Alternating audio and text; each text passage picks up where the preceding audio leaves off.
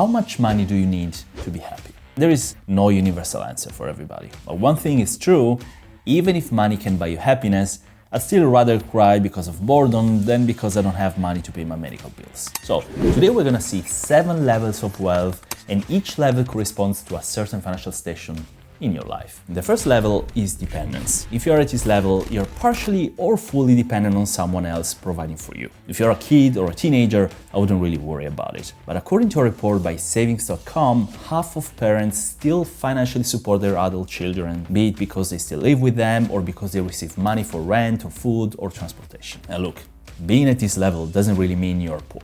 It doesn't even mean you couldn't live independently. In the city I live in, most young people lease a $100,000 Mercedes or Porsche thanks to their salaries, but still, they live with their parents. So if you're at this level, there are 2 possibilities. Either you're not earning money because you're too young or you're studying, in which case I just tell you to sit tight, or you have an income and apparently it's not enough for you to live independently. In this case, you absolutely need to check what is it that it's stopping you from being able to take care of yourself financially. For example, is your job not paying you enough and you should find a better one? Or maybe you're looking for a job and you should look harder. Maybe you have a salary but it's not enough because you spend too much on some avoidable things. The best thing you can do here is budget your expenses. Cut down what you don't need and find a way to increase your income, either by changing jobs or by specializing in something. At the second level, you earn just enough income to cover your expenses. You are not dependent on anybody, you're able to pay your own bills, but you do not have enough money left over to save. This stage is known as level 2, survival. Now, as the name suggests, you're not living life, you're surviving it. And let me be straight with you. You need to fix this as soon as possible. Problem is, your salary is probably not going to increase in the long term as much as the cost of living because of inflation. And in addition to that, your expenses are going to grow with your age because you're going to have a family, you're going to need more medical attention while aging, and many unforeseen things are going to happen. This survival stage is probably the most dangerous because you are right at the edge of having to go into debt to survive, or you're probably already in debt. And the problem with that is that if I don't have the money to cover an expense and I need to get into debt for it, I'm also not gonna have the money to pay the debt back with interest. So it's a circle that gets worse and worse because debts bury you more and more, inflation increases the cost of everything, you spend more because the responsibilities increase, and covering all of this with a salary that doesn't really grow much becomes harder and harder. An article from October 2023 reports that 62% of Americans are living paycheck to paycheck, which would suggest that 62% of Americans belong in the survival stage right now. So I know it's gonna sound controversial, and I know that in some areas the cost of living is so high that even a decent salary doesn't really get you far, but still I see so much waste of money on young generations that it's embarrassing. Even in big expensive cities like New York or Los Angeles, you hardly find people without an iPhone, and I'm damn sure that many people don't really give up going to Starbucks for a $7 coffee, even if they live paycheck to paycheck. So if you're at this stage, you probably have a job that apparently is not enough. So my first suggestion would be to look for a new job, because data shows that the average salary increase when changing jobs is 14.8%. And wage growth for job switchers is 47% higher than those who stay in their current jobs. Sometimes it's just enough if you change job. Sometimes you need to increase your skills and your expertise in your field first. And of course, you also need to focus on controlling your spending, because that's the one thing you can actually control on your own. And I'm pretty sure that whatever situation you find yourself in, if you look at your credit card statements or your bank statements, you're gonna find expenses that you can give up in the future. After you manage to increase your income from your job and cut off some expenses, get rid of most of your debts, and you finally manage to put some money aside every month,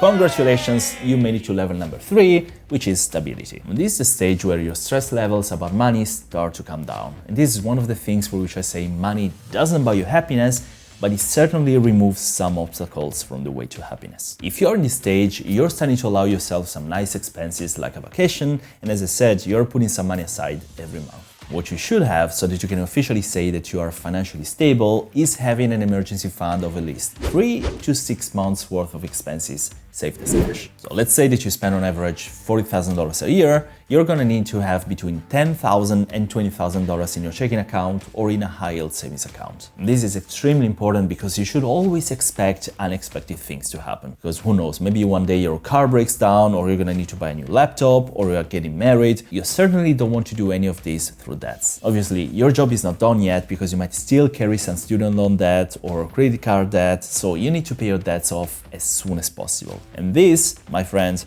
is the right time to tackle them. For paying off debts, there are two methods you can use. One is called the snowball method and one is the avalanche method. The snowball method, simply put, means paying off the smallest of all your loans as quickly as possible, then proceeding with the next smallest and so on. This method is not necessarily the most efficient one, but on an emotional level, it's the easiest to use for people because you start with small debts instead of tackling big loans that could discourage you. The second method instead is the avalanche method, which is the most efficient financially speaking, but requires some more discipline. And the difference with the snowball method is that here you start by paying off the debt with the highest interest rate, regardless of how high the debt amount is. When that is paid off, you tackle the second debt with the highest interest rate, and so on. Now, with a stable income and enough savings in the bank, you can finally look forward to growing your wealth and planning your retirement. This is the stage of financial security. And when you get here, you're getting close to the point where more money is not actually going to make you happier because you already know that the money you're earning is more than enough for you and you have something more that you can use to secure your future. This is also the right moment to subscribe to the channel if you haven't done it already, because jokes aside,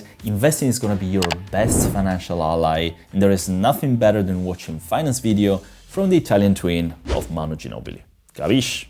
Alright, but what does financial security actually mean? Security essentially means that you can pay off your bills with ease, and you're not even worried about it. So at this point, you're really not focused on how much bills cost anymore, but instead on accumulating your wealth within your investment portfolio. At this stage, you have between your savings and possibly your investments at least 6 to 12 months worth of expenses, so you're not even frightened by the idea of losing your job because you're going to have enough time to find a new one. It's important to remark that having a high income doesn't really mean you are financially secure. You probably know people with a six-figure income living paycheck to paycheck, and in fact, according to a new Lending Club report of the end of 2023, of all the people earning more than six figures, 49% reported living paycheck to paycheck. Another important thing to remember is that if you're really young, let's say 25 or 30, and you believe you are at this level of financial security, you're still in a stage of life where things can change dramatically over your life. For example, you might want to have kids or buy a house, and these are situations that really move some people back from financial security to their previous levels, like stability or in some cases even survival. So obviously, be proud of having come so far, but always consider all the variables when it comes to big expenses like buying a house. And if you're older, like 35 or 45, and you already have a house and a mortgage, you should try to pay it off if you can, and also try to increase your savings rate to at least 15 to 20%. By the way, even with a portfolio of hundreds of thousands of dollars, for example, in my case, my portfolio now is at around 250,000, or even with much more money than this, you're still at the security stage, because in order to get to the next one, which is called financial independence, you're gonna need to have a portfolio of investments that fully funds your lifestyle. So if you have enough money invested that you could stop working now, no matter how old you are, congratulations, my friend, because you're finally at the level of financial independence. By the way, if you're at the level, let us know in the comment section below. So what does this level mean? You have steadily invested for a number of years and built a portfolio of solid, long-term investments that pay you enough passive income to cover your day-to-day living expenses into your retirement. This essentially means that you no longer need to work another day in your life if you choose to. And this is, in my opinion, another factor that gives happiness, not because you get happy with the portfolio you have, but because not having to work for a living gives you more time to spend with your friends and family, or more liberty to pursue some dreams or some goal you want to achieve. To calculate exactly how much you need based on your personal situation and expenses, and also to get free access to a tool that I created that will help you with this, you can check out this video that I published a couple of weeks back, and it's gonna give you all the information you need. Now, what comes after financial independence? It looks like you're already at the top, but there are two more levels. Level 6 is called financial freedom. And in my opinion, this is the first level where you don't really have to expect so much more happiness in your life. And this is because at this stage, you have grown your wealth to a scale where your investments and passive income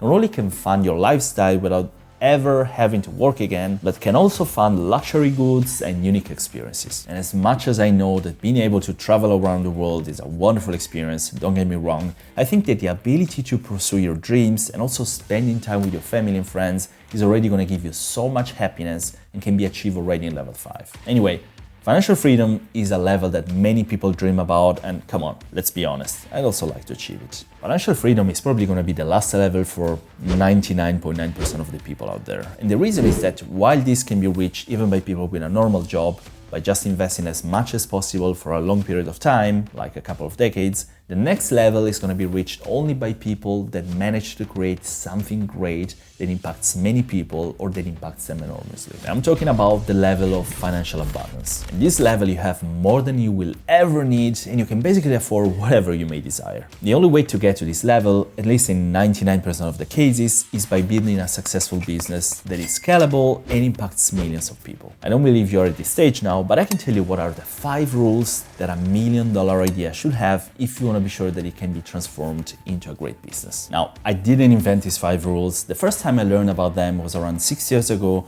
when I read the book The Millionaire Fast Lane by MJ DeMarco, which is a book that I always suggest to whoever wants to start a business in life because it's really great and really simple to read. MJ DeMarco here talks about the 5 commandments. The first one is the commandment of control, that says that whatever business you want to start, you need to be in complete control of it. Like if you start an Amazon FBA business, for example, you might think you're in control because you create your own products and leverage Amazon to do the fulfillment for you. But in reality, the only one in control is Amazon. The second is the commandment of entry. You need to look for a business that has some kind of high barrier of entry. It can be knowledge, money, or contacts. The objective is to reduce competition as much as possible. The third is the commandment of need. Instead of doing what you love, you do what people need. The fourth is the commandment of time. Once developed and matured, the business must be able to generate passive income even without you actually working on it. And the last one is the commandment of scale. You can become a millionaire either because your product or service impacts enormously the people that buy it, or because it impacts a high amount of people. Magnitude or scale. Magnitude is how much value you provide per person that you affect, and scale is how many people you affect. So I promised you I would give you a way to achieve each one of these stages. I hope I did, and if you could get any value from this video, don't forget to subscribe to the channel and support me by dropping a beautiful like to this video. Check out my channel if you want, and I'm sure you're gonna find more interesting videos like this. And whatever you need, of course, don't hesitate to comment down below. Thank you again, everyone. I wish you a great day or evening, and as always, I'll see you in the next video. Ciao.